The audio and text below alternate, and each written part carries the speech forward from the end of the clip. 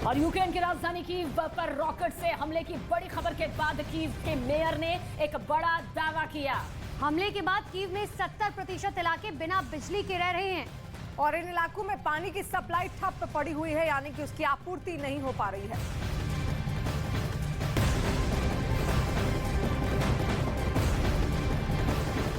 तो महायुद्ध में अमेरिका यूक्रेन के साथ कंधे से कंधा मिलाकर खड़ा है और एक बार फिर अमेरिका ने यूक्रेन को 3300 करोड़ की सैन्य मदद का ऐलान कर दिया है। जंग की शुरुआत से ही अब तक अमेरिका करीब 15,000 करोड़ की मदद भेज चुका है, जिसकी वजह से यूक्रेन अभी तक रूस के खिलाफ मैदान में डटा हुआ है, टिका हुआ है।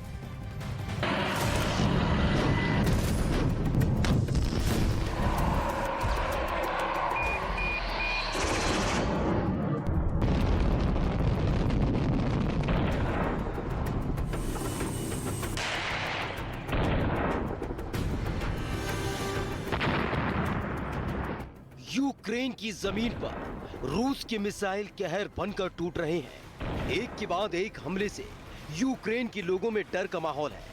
पुतिन के घातक हथियार यूक्रेन में तबाही मचाए हुए हैं। नेटो देश यूक्रेन के लिए ढाल बने हुए हैं। नेटो देश की किलर मिसाइल रूस को जवाब दे रही हैं और यूक्रेन को आर्थिक मदद। यूक्रेन के सबसे मजबूत हाथ अमेरिका ने एक बार फिर कीव को बड़ी मदद भेजी है। अमेरिका ने यूक्रेन को $400 मिलियन की सैनिक मदद भेजने का ऐलान किया है। व्हाइट हाउस ने बुधवार को यह जानकारी शेयर की।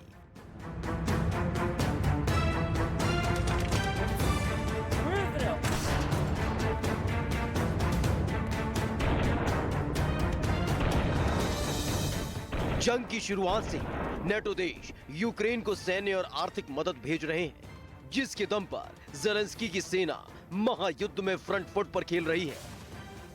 अमेरिका अब तक यूक्रेन को $19 अरब से ज्यादा के हथियार और सैन्य उपकरण भेज चुका है, जिसमें ये नया सहायता पैकेज भी शामिल है। इसके अलावा फ्रांस अब तक $102 मिलियन की मदद यूक्रेन को भेज चुका है।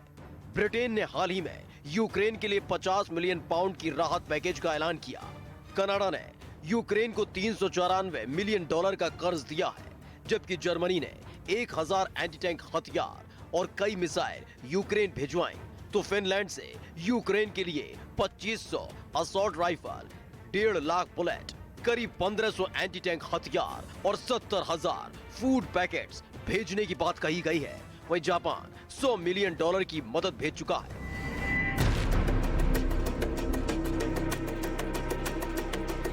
मतलब साफ है कि विदेशों से मिली मदद के दम पर ज़ेलेंस्की युद्ध का सीन बदलने में लगे हैं। बाइडेन पहले ही साफ कर चुके हैं कि यूक्रेन की मदद करने से अमेरिका कभी पीछे नहीं हटेगा।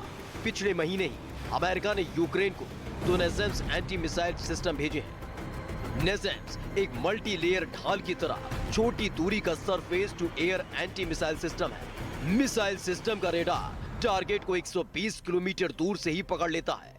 नेसेम्स दुश्मन के फाइटर जेट या मिसाइलों का पता लगाता है, डिफेंस वेपन्स को अलर्ट करता है। नेसेम्स में हवा से हवा में मार करने वाले मिसाइल, एमरेम और एक फायर डिस्ट्रीब्यूटर सेंटर होता है। नेसेम्स के रेडार और लॉन्चर को एक दूसरे के करीब 20 किलोमीटर की दूरी पर तैनात किया जा सकता है।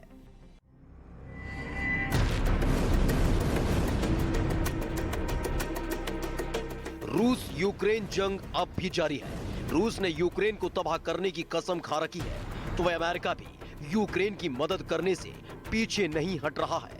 वादे के मुताबिक अमेरिका युद्ध की शुरुआत से ही यूक्रेन का पूरा समर्थन कर रहा है। तो यूक्रेन से युद्ध के बीच यूरोप और अमेरिका रूस को बड़ा झटका दे सकते हैं। और रूस को लेकर पहले से दावा यह है कि वो युद्ध की वजह से कंगाल हो रहा है।